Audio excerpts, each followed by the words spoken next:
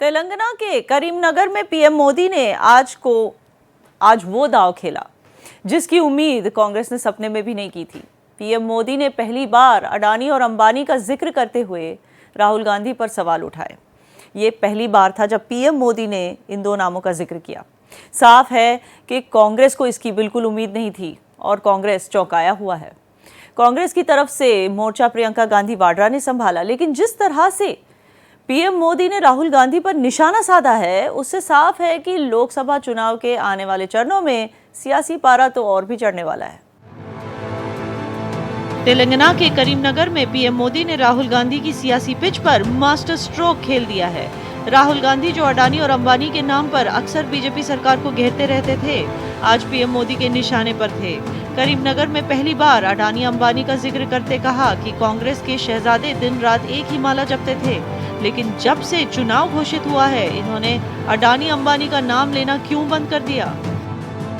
कि कांग्रेस के शहजादे पिछले 5 साल से सुबह उठते ही माला जपना शुरू करते थे। 5 उद्योगपति, फिर धीरे धीरे कहने लगे अंबानी अडानी। लेकिन जब से चुनाव घोषित हुआ है, इन्होंने अंबानी अडानी को गाली देना बंद कर दिया।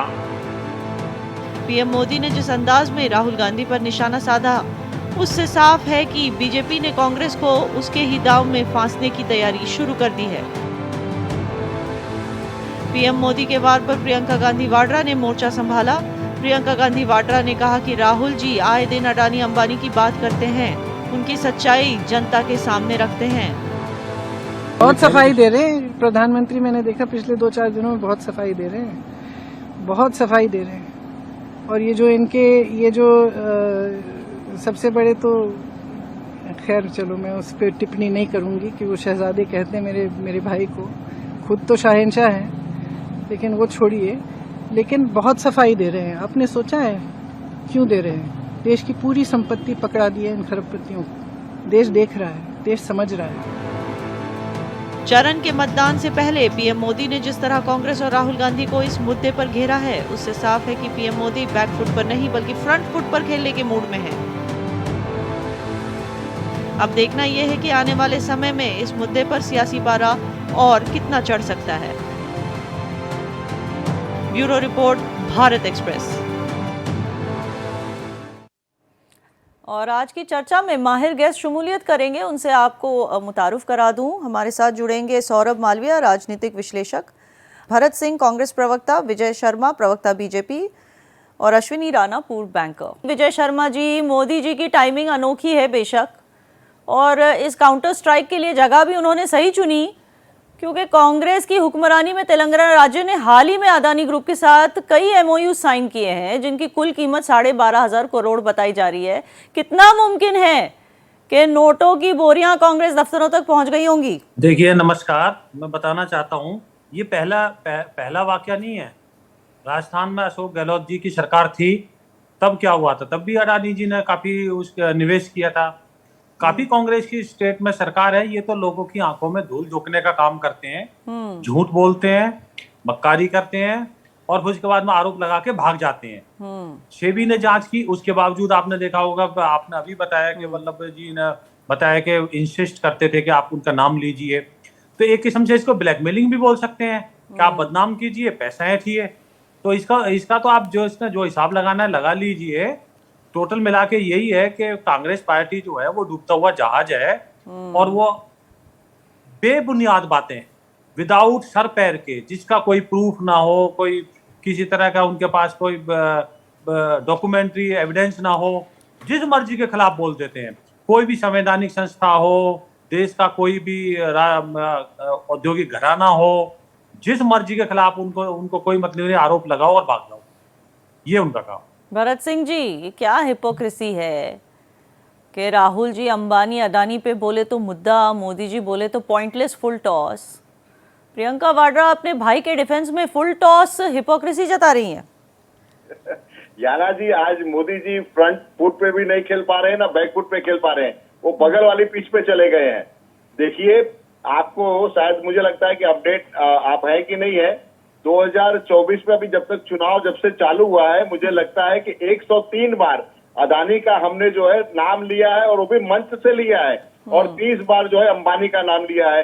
ये आपकी जानकारी के लिए बता दूं, तो ये कहना है कि नरेंद्र मोदी जी का कि भाई अदानी अंबानी भूल गए हैं, हम नहीं भूल सकते हैं, क्योंकि अदानी अंबानी को आपने देश की जनता का पैसा उठा के सारा का सारा दे दिया है, तो हम कैसे भूल सकते हैं। हम देश की जनता को ये बार बार याद दिलाएंगे, लेकिन आज क्या जरूरत पड़ गई, आज क्या ऐसे आप महसूस हुआ मोदी जी को कि वो अदानी और अंबानी का नाम ले रहे हैं। मुझे ऐसा लगता है कि शायद विजय जी जो भाजपा के प्रवक्ता बैठे हैं, शायद ये बेहतर बता देंगे। मुझे लगता है वो ट्रक से जो पैसा जा रहा था वो पहुंच नहीं पा रहा है। शायद अंबानी जी ने जो ये 3 चरणों के चुनाव को देखा होगा, इन 3 चरणों के चुनाव में जिस तरह से बीजेपी की हालत हो रही है, जिस तरह से नरेंद्र मोदी जी बार बार अपना पिच बदल रहे हैं, कभी हिंदुत्व पे आते हैं, कभी मुस्लिम पे आते हैं, कभी मंगलसूत्र पे आते हैं, तो मुझे लगता है कि खतरे की घंटी अदानी अंबानी ने देख लिया है,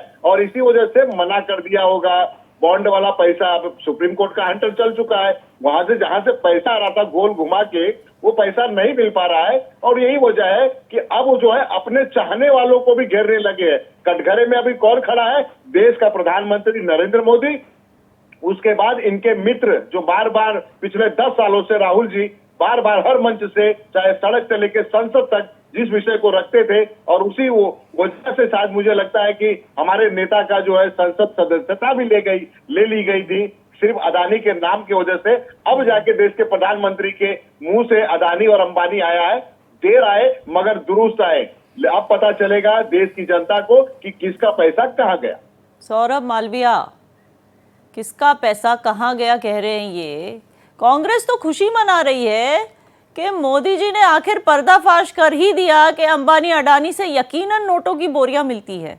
तो ये मोदी जी का मास्टर स्ट्राइक था या सेल्फ गोल? देखिए, मोदी जी को मालूम है कि राजनीति में कहाँ गुगली करनी चाहिए और कहाँ फास्ट बॉलिंग करनी चाहिए। उस पिच पर कांग्रेस बोल्ड हो जाती है।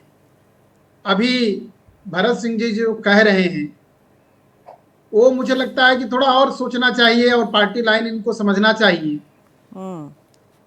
2014 के बाद से यानी मोदी ने अपनी योजनाओं को बताया कि नई प्रकार की बात भारत की राजनीति में लाते हैं, और वो डेवलपमेंट परिवारवाद उस समय नारा दे देते हैं और विकास की बात करते हैं, गरीब की बात, चाय वाला की बात करते हैं। और राहुल गांधी लगातार पिछले 5 सालों से जिस तरह से अडानी की बात और अंबानी की बात कर रहे हैं, मुझे ऐसा लगता है कि राजनीतिक समझ की, राजनीतिक परिपक्वता की यह थोड़ी सी कमजोरी नजर आ रही थी। देश इस बात को समझता है, देखता है, और मोदी इस बात को समझ रहे हैं कि देश के मिजाज क्या है, देश किधर जाना चाह रहा है, क्या पसंद कर रहा है।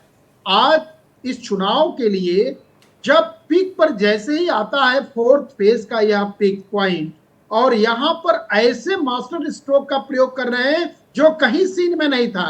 यानी लगातार देखते देखते देखते कांग्रेस को अचानक से एक ऐसे जगह लाके वो खड़ा कर देते हैं जो लगातार उसके आरोपों के द्वारा जाना जाता रहा है। तो मुझे लगता है, देखिए, उद्योगपतियों की भूमिका आजाद भारत में लंबे समय तक कांग्रेस का शासन रहा है, ये सच है।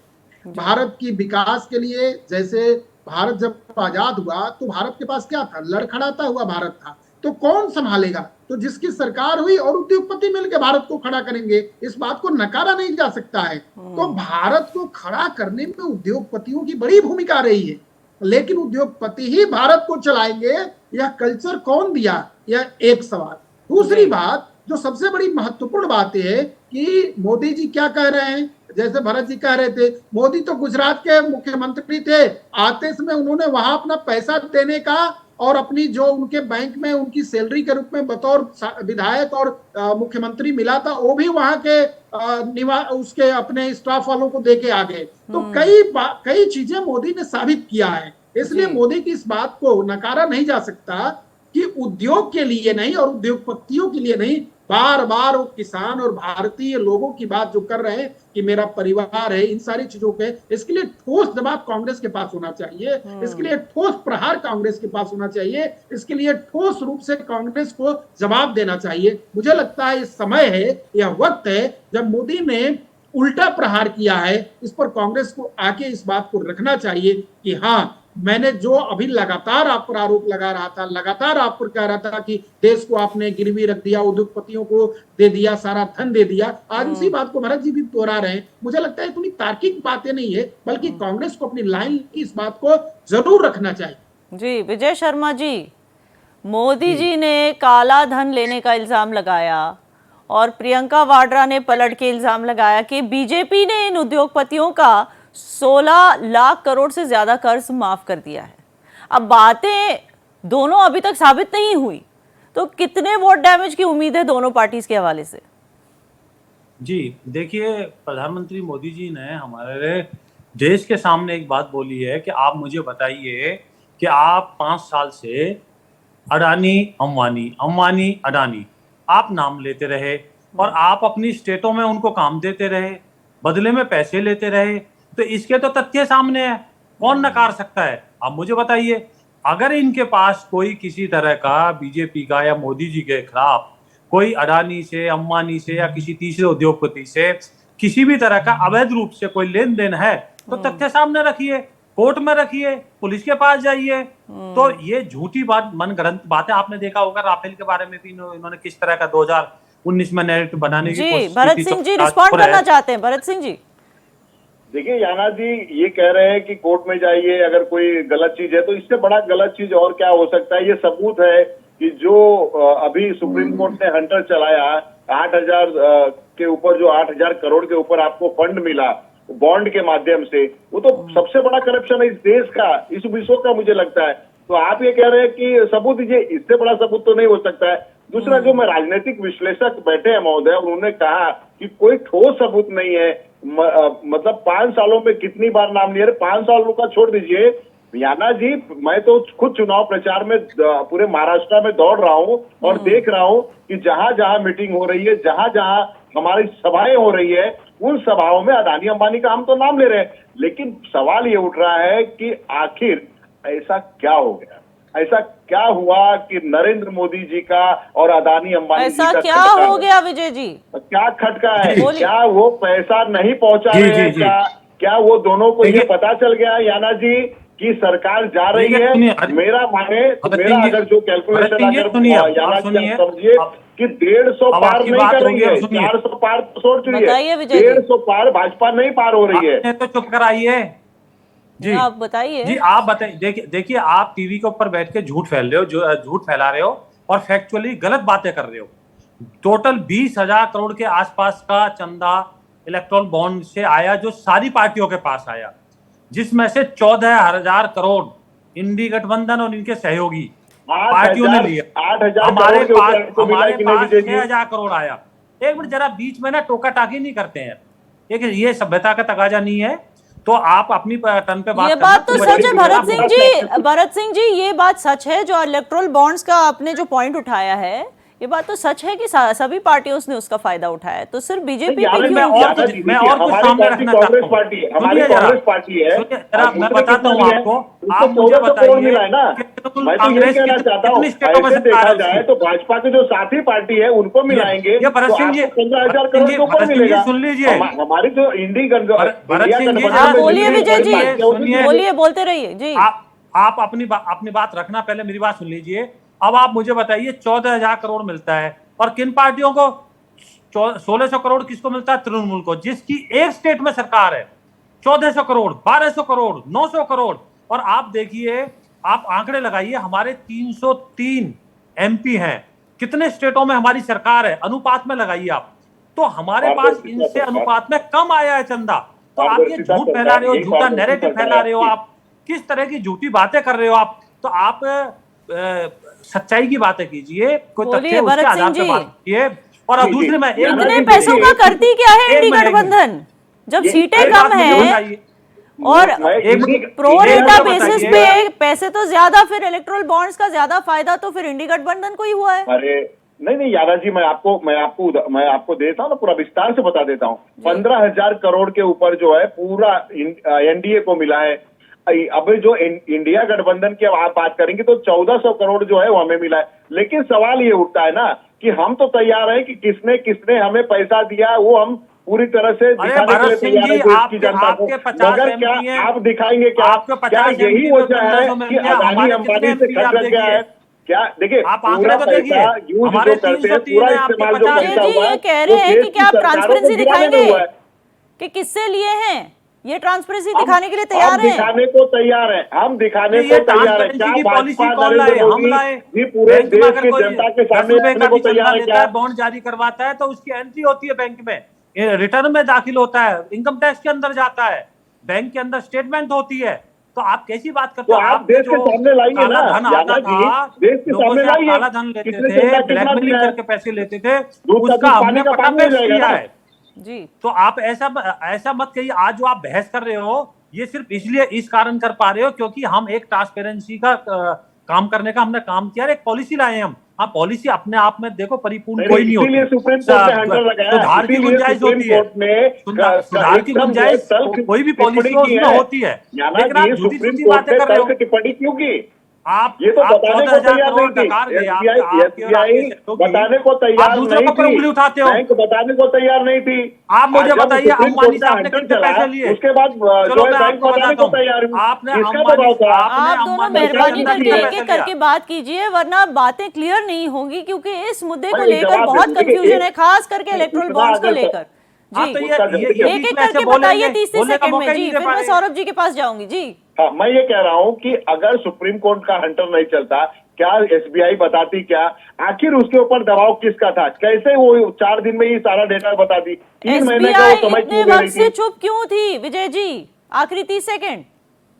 जी, आप एक बात बताइए, सुप्रीम कोर्ट को आंकड़े किसने दिए? एसबीआई ने। और एसबीआई का जो जमा होता था वो 4 महीने का समय मांग रहे थे। तो गोपनीय कहाँ रहा भैया? वो इनकम टैक्स 4 महीने का समय सुप्रीम कोर्ट के हंटर के बाद मिला था। आपको पता लगेगी, जिसने अपने अकाउंट से पैसे ट्रांसफर किए क्या वो उसकी रिटर्न में शो नहीं करेगी क्या? आप बताइए मुझे, इनकम टैक्स में शो नहीं करेगा क्या?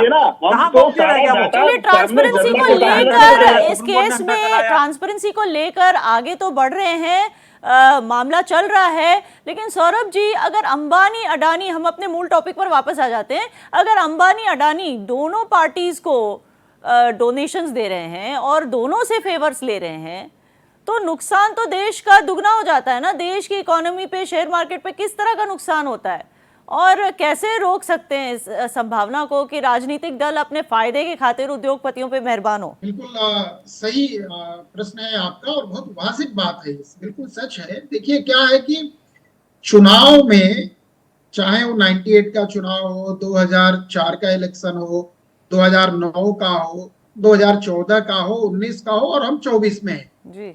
एवरेज चुनाव में ओवरऑल सभी दलों का पूरे भारत का देखें तो 71,000 करोड़ रुपए के खर्च लदे थे 98 से अभी तक आए तो हजारों करोड़ रुपए चुनाव के खर्च भारत की जनता पर पड़ता है।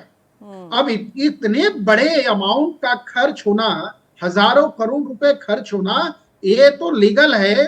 बाकी चीजें इसके पीछे क्या है वो उसकी का आकलन अलग, मतलब वो कठिन है कर पाना, उसको समझ पाना भी कठिन है। जो सिस्टम है भारत का इलेक्ट्रॉनिक सिस्टम में, कई इन सारी चीजों को देखना, थोड़ा सा मापना, पारदर्शिता पूर्वक कानून तो लाना ही पड़ेगा।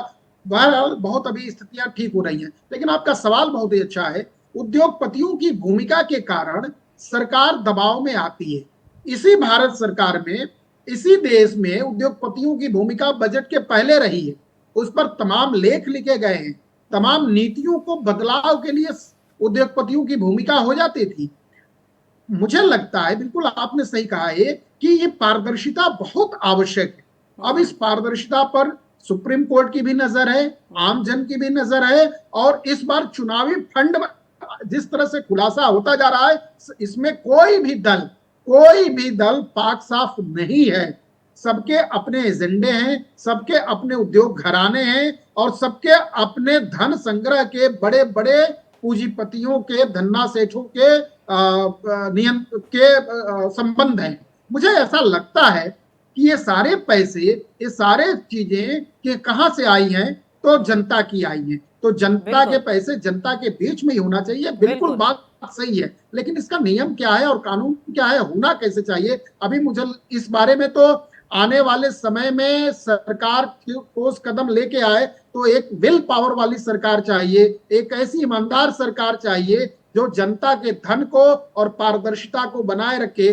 दोनों दल, जो प्रमुख दल है देश में इस समय, जो चुनावी फंड में जा रहे हैं, चुनाव के तरफ जा रहे हैं, जहां प्रत्याशी का अभाव है और प्रत्याशी के प्रभाव है, यानी धन के कारण प्रत्याशी हो जाएगा, कैंडिडेट मिल जा रहा है, और धन के अभाव में कैंडिडेट कह रहा है कि हम चुनाव नहीं लड़ेंगे। आप देखिए याना जी, क्या विडंबना, उड़ीसा की एक प्रत्याशी कह रही है कि पैसे के अभाव में हम टिकट वापस कर रहे हैं। बिल्कुल, और जैसे कई दलों आईपीएल ने के आरोप क्रिकेटर्स को लगाया है कि खरीदा जाता पैसे है, वैसे ही कुछ लग रहा है। जी जी। और दूसरे दल कह रहे हैं, कई दलों के ऐसे भी कैंडिडेट आए हैं जिन्होंने कहा कि पैसे ले लिए गए हमसे और हमको टिकट नहीं दिए गए। तो कहीं ना कहीं ये जो खेल है, पैसों का ये जो खेल है, इसका इलेक्शंस पे बहुत प्रभाव पड़ रहा है और इससे जो है जनता का, आवाम का नुकसान हो सकता है। बहुत बहुत शुक्रिया आप तीनों का हमारे साथ जुड़ने के लिए। वक्त हमारे पास आज इतना ही था।